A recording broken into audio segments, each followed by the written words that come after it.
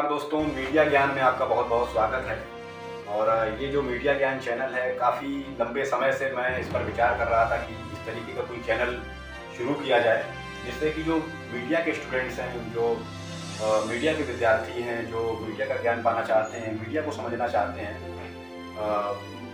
उनको मैं अपने स्तर पर जो हो सकता है वो मैं बता सकूं। और जो मैंने अभी तक मीडिया के क्षेत्र में अनुभव प्राप्त किया, जो सीखा किताबों से और फील्ड पर, वो आपसे साझा कर सकूं। और सबसे विशेष चीज़ कि जो थ्योरेटिकल ज्ञान है वो मैं ज़्यादा कोशिश करूँगा, क्योंकि प्रैक्टिकल ज्ञान के लिए तो मैं अभी खुद ही सीख रहा हूँ चीज़ों को। लेकिन मेरी विशेष जो कोशिश होगी वो होगी थ्योरेटिकल ज्ञान को लेकर के।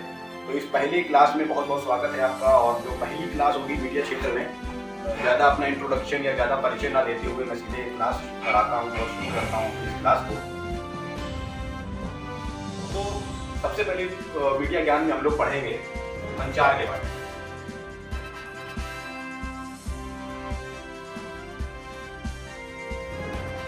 सबसे पहली चीज, सबसे पहली क्लास जो कह सकते हैं वो होता है संचार। कि संचार क्या होता है, क्योंकि मीडिया की पूरी कहानी, पत्रकारिता की पूरी कहानी जो है वो इसी के इर्द गिर्द घूमती है। अगर संचार के बारे में जानकारी नहीं है तो और किसी भी चीज़ के बारे में जानकारी होना आसान नहीं है। जिस तरीके से हिंदी भाषा सीखने के लिए छोटा बड़ा सीखना रहता है, इमला सीखना रहता है, अंग्रेजी भाषा सीखने के लिए ABCD की आवश्यकता होती है, उसी तरीके से पत्रकारिता के लिए ये पत्रकारिता की ABCD है। पत्रकारिता को शुरुआत जो है वो संचार से होती है। संचार समझना, संचार को जानना बहुत ज़्यादा जरूरी है। तो सबसे पहले समझते हैं कि संचार होता क्या है। देखिए, संचार शब्द आया कहाँ से। सबसे पहले तो हम ये जानते हैं, संचार जो शब्द आया है वो आया है कम्युनिकेशन से। ठीक है, कम्युनिकेशन यानी कि इसको इंग्लिश में बोला जाता है कम्युनिकेशन। ठीक है, और कम्युनिकेशन जो शब्द बना हुआ है वो दो शब्दों से मिलकर बना है। एक है कम्युनिस्ट और एक है कम्युनिकेयर।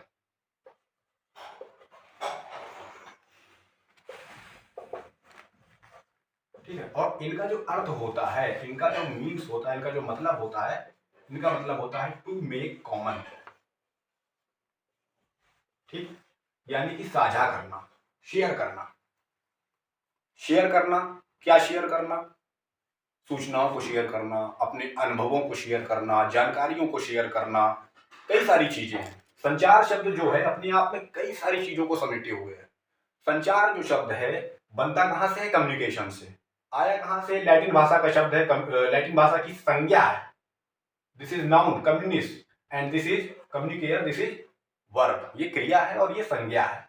इन दोनों के योग से आया है कम्युनिकेशन, यानी संचार करना, साझा करना।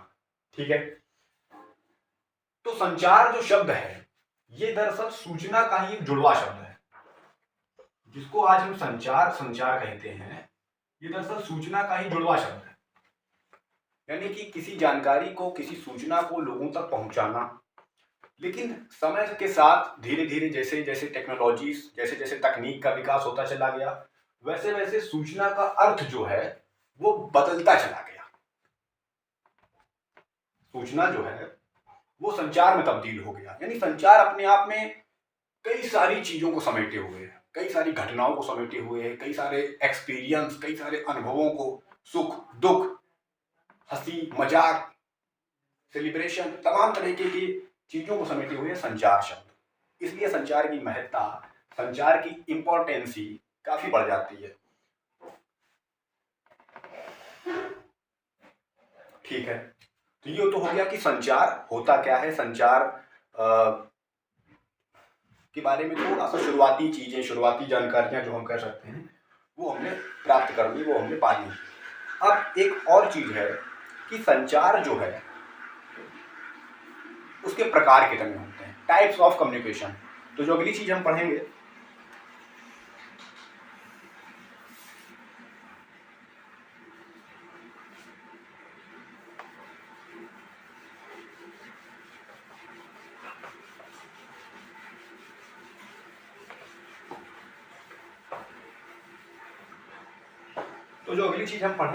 वो पढ़ेंगे टाइप्स ऑफ कम्युनिकेशन, संचार के प्रकार।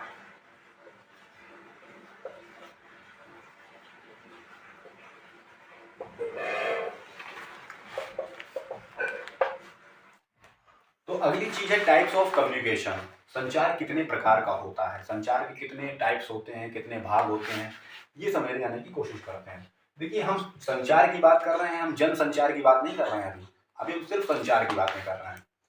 तो जब हम संचार की बात करते हैं तो संचार के हमें दो टाइप्स मिलते हैं। कौन कौन से? एक होता है इंटरपर्सनल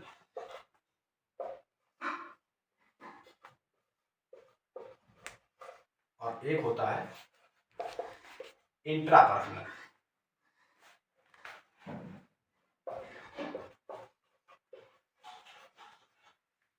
ठीक है, इंटरपर्सनल और इंट्रापर्सनल।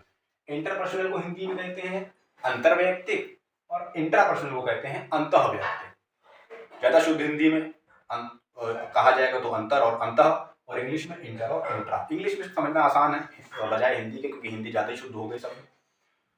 इंटर का मतलब दो लोगों के बीच में कम्युनिकेशन करना, दो लोगों के बीच में सूचनाओं का आदान प्रदान, एक्सपीरियंस, अनुभवों का आदान प्रदान, कई सारी चीजों का आदान प्रदान करना, सूचनाओं को फैलाना, सूचनाओं को भेजना। और इंट्रा का मतलब हो गया खुद से बातचीत करना।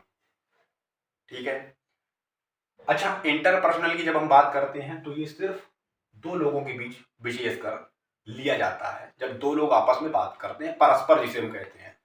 ठीक है, इंटर में जब हम पर्सनल की बात करते हैं, और जब हम इंटरपर्सनल की बात करते हैं तो जब कोई इंसान अपने आप से बातें करता है ना। इसमें कई लोग आते हैं, कुछ पागल होते हैं, वो भी अपने आप से बातें करते हैं। इसके अलावा कुछ महान आत्माएं होती हैं, साधु संत होते हैं, जब वो ध्यान मुद्रा में बैठे होते हैं तो वो अपना बातचीत करते हैं। वो दरअसल ईश्वर से कह सकते हैं संचार स्थापित करते हैं।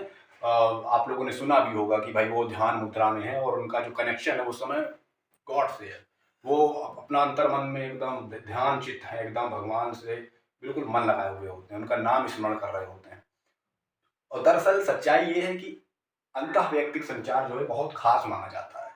जब कोई अपने आप से बात करता है, जब कोई अपने आप से तमाम सारी चीजें, अब हालांकि सिर्फ इसमें पागल ही नहीं होते, बहुत सारे लोग होते हैं जो अपने आप से बात करते हैं। कोई किसी के सम्मुख बात करता है, कोई नहीं करता है। कोई जरूरी थोड़ी ना कि सब कोई बोलकर ही, मुंह से बोलकर ही सब लोग संचार करें। अपने अंदर ही अंदर बोलते रहते हैं, अपने आप से बातचीत करते रहते हैं। तो उससे क्या है कि कई लोग क्या होते हैं, अपने दिन भर जो कुछ घटा उनके साथ, जो कुछ हुआ, उनकी समीक्षाएं करते रहते हैं। भाई आज मेरा दिन ऐसा बीता, कहीं मैंने किसी को कुछ अपशब्द तो नहीं कहे, मैंने क्या भलाई के काम किए, मैंने क्या किसी से कुछ कहा, मैंने क्या कहा, और क्या गलत हुआ, क्या सही हुआ, और मेरा करियर में मुझे किस तरीके से आगे चलकर फैसले लेने चाहिए। तो इंट्रापर्सनल बहुत खास माना जाता है, क्योंकि इसके बारे में कहा जाता है कि भाई इससे लोग खुद को जान पाते हैं। एक आज की डेट में कहावत बहुत ज़्यादा मशहूर है कि किसी को सुधारने से पहले खुद को सुधारो, किसी को लेक्चर देने से पहले खुद को तो लेक्चर दो, किसी को ज्ञान देने से पहले खुद को ज्ञान दो, खुद को संवारो। तो कैसे आदमी संवारता है खुद को? इंट्रापर्सनल कम्युनिकेशन के जरिए। जब खुद से बातचीत करता है, खुद से जब सोचता है कि भाई मैंने आज ऐसे किया, मैंने आज वैसे किया, मैंने झूठ बोला, मैंने सच बोला, मैंने ये अच्छा किया, मैंने ये बुरा किया, तब आदमी को सही गलत की पहचान दरअसल होती है। इसलिए इंट्रापर्सनल जो कम्युनिकेशन होता है ये बहुत ही खास माना जाता है। हालांकि इंटरपर्सनल की अहमियत कम नहीं हो जाती, इंटरपर्सनल तो और भी अच्छा है, लेकिन इंट्रापर्सनल भी बहुत, मतलब दोनों ही कम्युनिकेशन के जो दोनों ही भाग हैं, दोनों ही प्रकार हैं, ये अपने आप में बहुत ही खास हैं। लेकिन इनमें सबसे खास की अगर हम बात करते हैं तो वो होता है इंट्रापर्सनल कम्युनिकेशन। तो दो चीजें पढ़ी, सबसे पहले संचार क्या होता है, संचार शब्द कहाँ से आया, ये पढ़ा। संचार के प्रकार क्या होते हैं, ये पढ़ा। अब हम पढ़ेंगे संचार की प्रक्रिया क्या होती है, प्रोसेस ऑफ कम्युनिकेशन। चलिए अब बात करते हैं संचार की प्रक्रिया की, प्रोसेस ऑफ कम्युनिकेशन।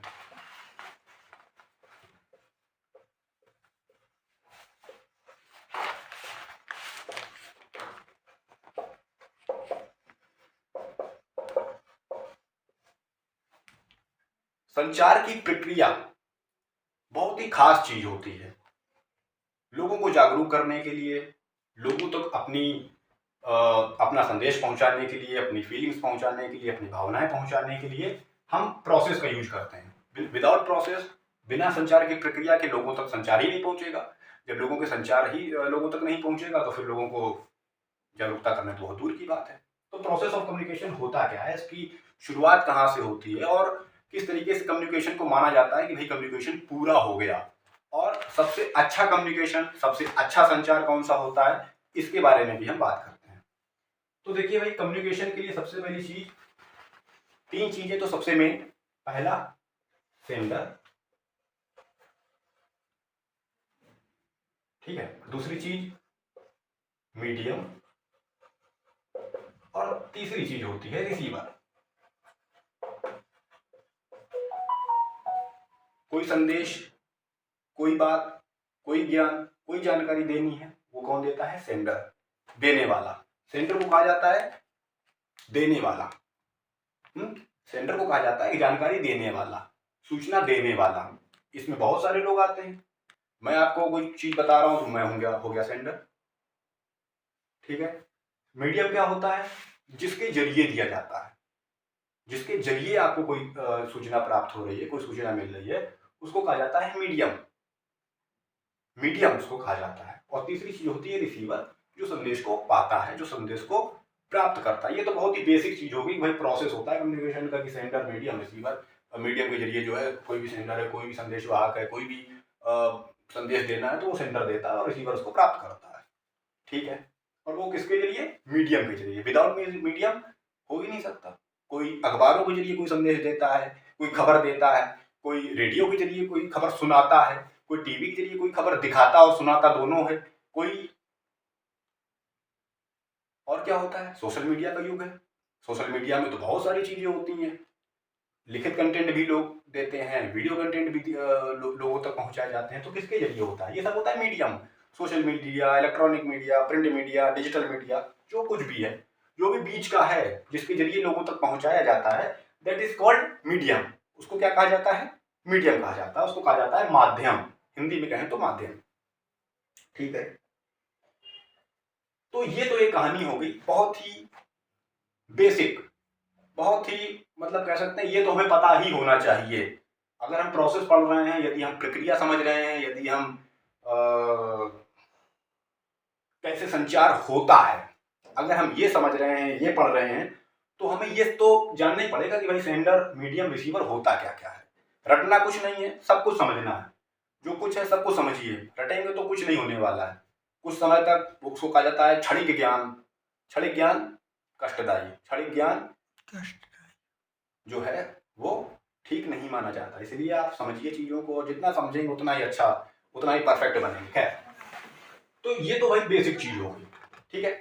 अब इसमें बहुत सारी चीजें होती हैं भाई। मीडियम्स में, माध्यम में कई सारी बाधाएं भी आती हैं, कई तरीके की प्रॉब्लम्स भी आती हैं। कभी इंटरनेट इश्यू होता है, कभी कोई इश्यू, कभी हो सकता है लाइट का इश्यू हो जाए, कभी हो सकता है आवाज का इश्यू हो जाए। कई सारी बाधाएं होती हैं, उनके बारे में हम लोग बाद में डिटेल में पढ़ेंगे। लेकिन अभी हम लोग प्रोसेस ऑफ कम्युनिकेशन पढ़ रहे हैं, जल्दी जल्दी संचार की जो चीजें हैं उनको समझ रहे हैं, फिर हम लोग डिटेल में पढ़ते चले जाएंगे चीजों को, ठीक है।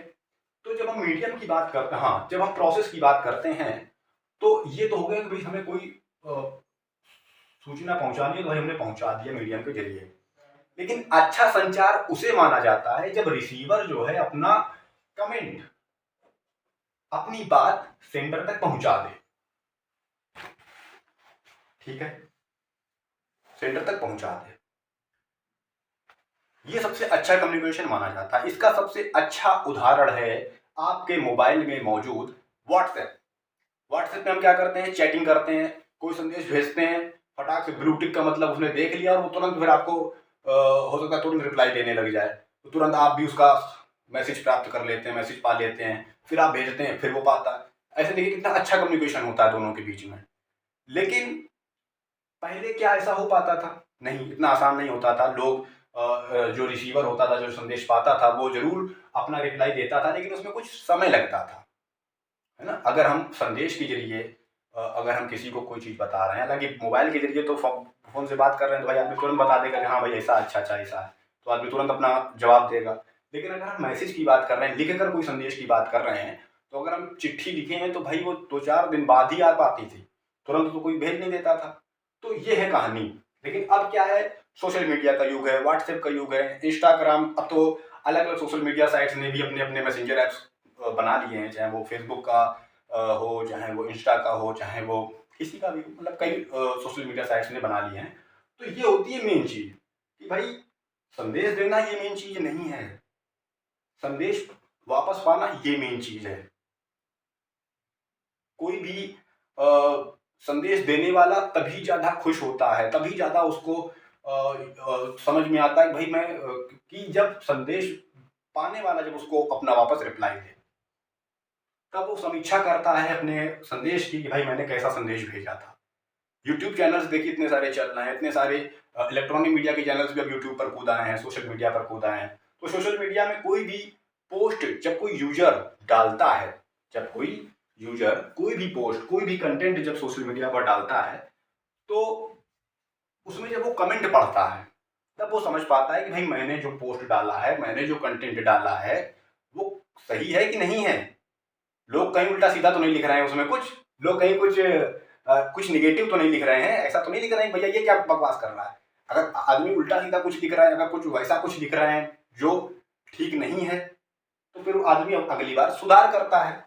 लेकिन यदि आदमी ने लिखा गुड, वेरी गुड, बहुत अच्छा, बहुत अच्छा, सब बहुत बढ़िया कंटेंट दिया भैया आपने, बहुत अच्छा यात्रा दिखाई, बहुत बढ़िया आपने ये बताया, आपने बहुत वो किया, तो जो बताने वाला है उसको प्रेरणा मिलती है, उसको आगे के लिए प्रोत्साहन मिलता है, उसका सेल्फ कॉन्फिडेंस, आत्मविश्वास उसका बढ़ता है। तो आगे के लिए फिर वो वैसे ही कंटेंट बनाने के लिए और भी प्रेरित होता है, और भी ज्यादा उसको मजबूती मिलती है। खैर, ये तो हो गया संचार की प्रक्रिया। लेकिन संचार की प्रक्रिया की सबसे खास बात है, संचार की प्रक्रिया की, प्रोसेस ऑफ कम्युनिकेशन की सबसे खास बात है कि प्रोसेस ऑफ कम्युनिकेशन के लिए सशक्तिकरण जरूरी है। किस चीज का? माध्यम का। अगर आपका मीडियम इतना सशक्त नहीं है, इतना मजबूत नहीं है, तो आपका कम्युनिकेशन जो है उतना मजा नहीं आएगा। अगर सुनने वाले बहुत ज्यादा नहीं है भीड़ में, तो नेता को मजा नहीं आता भाषण देने में।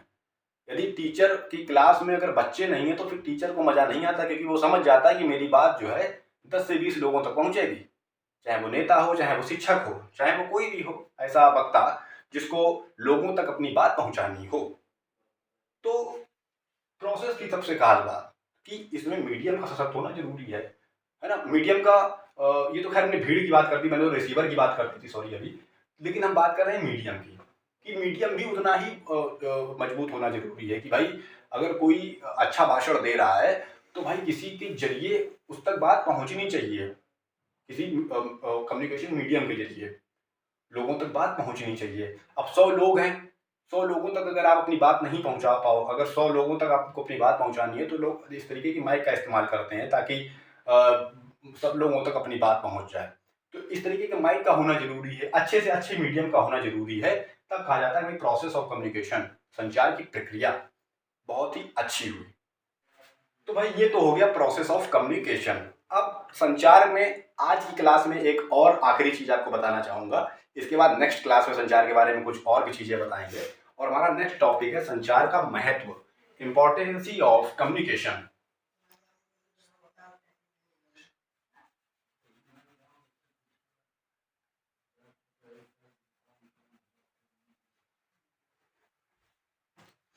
देखिए भाई, इंपॉर्टेंसी ऑफ कम्युनिकेशन क्या है, महत्ता।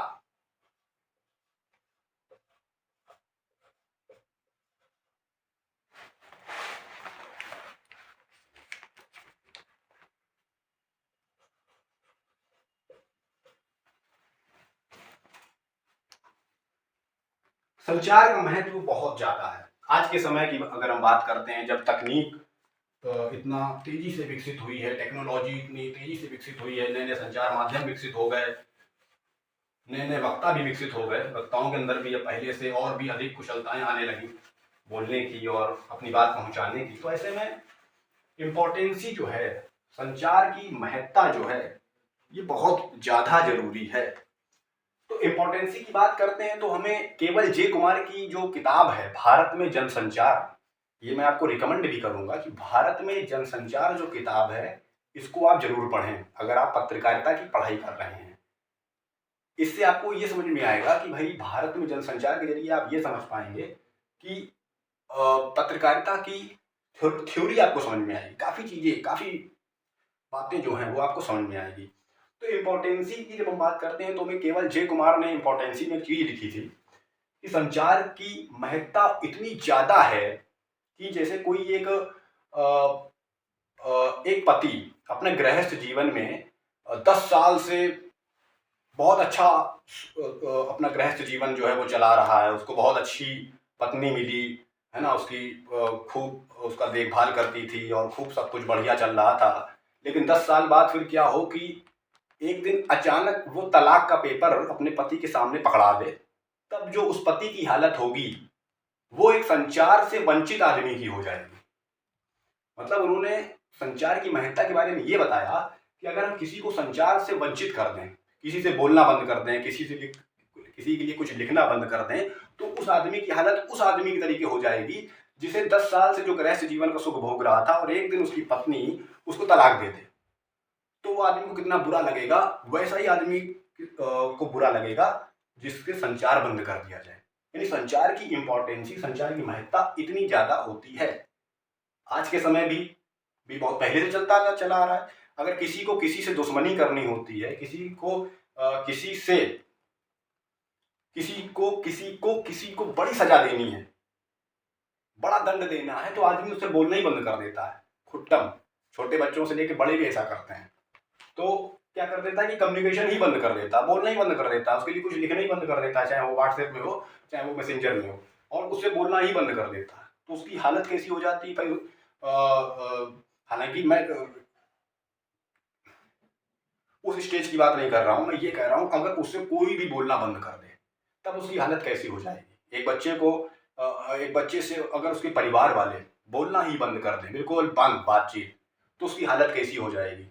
एक ऐसे आदमी को, एक दो मित्रों के बीच में अगर दोस्ती चल रही हो और एकदम से उनके बीच संचार बंद हो जाए तो दोनों मित्रों की हालत कैसी हो जाएगी।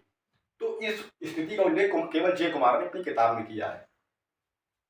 तो संचार की महत्ता इतनी ज्यादा होती है। आज के समय हमें कोई भी बात कहनी है, कोई भी बात किसी तक पहुंचानी है, तो हम कम्युनिकेशन का सहारा लेते हैं। सड़क पर चल रहे हैं तब हम सांकेतिक संचार जो होता है, जैसे रेड लाइट होती है, ग्रीन लाइट होती है, येलो लाइट होती है, वो सांकेतिक संचार होता है। उसके जरिए हम पता लगा पाते हैं, उसके जरिए हमें पता चल पाता है कि भाई रेड लाइट है यानी रुकना है, येलो है मतलब सतर्क रहना है, चलना भी है और देखना भी है कि भाई रेड ना हो जाए, और ग्रीन है मतलब चलते चले जाना है। तो सांकेतिक संचार भी होता है। वो ट्रैफिक पुलिस वाले भी इस तरीके से हाथों से इशारा कर करके गाड़ियों को रुकवाते हैं। ठीक है, तो संचार का महत्व, इंपॉर्टेंस ही बहुत ज्यादा है। सड़क पर चल रहे हैं वहां संचार है, हम घर पर हैं वहां भी संचार है। ठीक है, तो संचार जो है ये एक बहुत बड़ी चीज है और इसकी इंपॉर्टेंस ही, इसकी महत्ता बहुत ज्यादा है। ना केवल मनुष्यों तक सीमित है संचार, बल्कि पशु पक्षी भी अपनी भावनाओं को व्यक्त करने के लिए, अपने अनुभवों को बताने के लिए संचार का प्रयोग करते हैं। ठीक है, संचार का प्रयोग करते हैं पशु पक्षी भी, है ना। आपने जंगलों में देखा होगा कि भाई जैसे कोई शिकारी शिकार पर गया और वहां उसने किसी शिकार को फंसा लिया अपने जाल में, तो वो जो जानवर जो जाल में फंसा होता है वो अन्य को संकेत कर देता है कि भाई मैं फंस गया हूं, तुम लोग यहाँ से निकल लो, यहाँ हमारा शिकार होने वाला है, या मुझे बचा लो, पहले आकर के बचा भी लो और निकल भी लो, यहाँ खतरा है, यहाँ से निकलना जरूरी है। तो वो कोई ना कोई संकेत करता है, आवाज लगा देता है, या अन्य तरीके से, है ना, कोई हो सकता है वो निशान छोड़ जाए, ऐसा कुछ कर जाए जिससे अन्य जो जानवर हैं उन तक भी संकेत पहुंच जाए। तो अलग अलग तरीके के संकेत करते हैं पशु पक्षी भी, और यहाँ तक कि पेड़ पौधे भी। तो यानी कि संचार की जो इम्पोर्टेंसी है, संचार की जो महत्ता है, संचार का जो कह सकते हैं लाभ है, ये हम आम आदमियों या मनुष्यों तक ही नहीं, इसकी महत्ता, इसकी इम्पोर्टेंसी पशु पक्षियों, जानवरों तक भी होती है। ठीक है, तो ये हम लोगों ने पढ़ा इम्पोर्टेंसी के बारे में। तो आज हम लोगों ने टोटल 4 टॉपिक्स के बारे में डिस्कशन किया। सबसे पहली चीज कि संचार के बारे में बहुत शुरुआती जानकारियां, कि संचार शब्द कहाँ से आया, संचार का मतलब क्या होता है। उसके बाद हम लोगों ने पढ़ा कि संचार जो है उसके प्रकार कितने होते हैं, टाइप्स ऑफ कम्युनिकेशन। तीसरे नंबर पर पढ़ा हम लोगों ने प्रोसेस ऑफ कम्युनिकेशन, संचार की प्रक्रिया क्या होती है, और अब हम लोगों ने पढ़ा इंपॉर्टेंस ऑफ कम्युनिकेशन। ठीक है, तो ये जो चारों टॉपिक हैं ये संचार के बहुत ही बेसिक टॉपिक्स में से शामिल हैं। अगर आप पत्रकारिता की पढ़ाई कर रहे हैं, यदि आप मीडिया जगत को जान रहे हैं, समझ रहे हैं, तो पहली बात तो संचार जानना समझना जरूरी है। और जब हम संचार के बारे में पढ़ते हैं, जब हम कम्युनिकेशन के बारे में पढ़ते हैं, तो हमें इन चारों चीज़ों के बारे में पता होना चाहिए। तो अभी के लिए इतना ही, इस क्लास में बस इतना ही रखेंगे, और आगे संचार के बारे में अन्य क्लासों में भी जरूरी जानकारियाँ आपको देंगे। तब तक के लिए देखते रहिए हमारा चैनल, और यदि ये वीडियो पसंद आए तो चैनल को सब्सक्राइब कर लें और लाइक जरूर करें वीडियो को यदि पसंद आए। धन्यवाद।